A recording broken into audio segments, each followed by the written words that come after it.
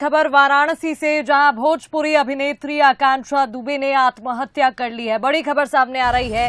Hotel में फांसी लगाकर आत्महत्या की है।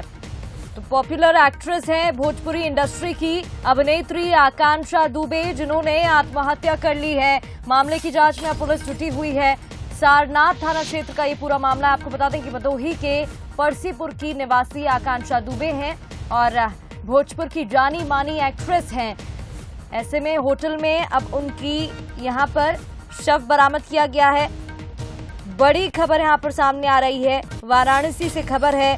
अभिनेत्री आकांक्षा दुबे एक होटल में फांसी लगाकर जान दे दी है, आत्महत्या कर ली है। तो आकांक्षा फिल्म की शूटिंग के लिए बनारस पहुंची थी, वाराणसी गई थी। ऐसे में सारनाथ एक यहां पर होटल है जहां पर उन्होंने फांसी लगाकर आत्महत्या कर ली है। बड़ी खबर इस वक्त की वाराणसी से ये खबर है। भोजपुरी अभिनेत्री, पॉपुलर एक्ट्रेस हैं भोजपुरी इंडस्ट्री की आकांक्षा दुबे, आत्महत्या कर ली है। तस्वीर आप देख रहे हैं आकांक्षा दुबे की। सूचना मिलते ही पुलिस अब जांच कर रही है, मामले की छानबीन में जुटी हुई है।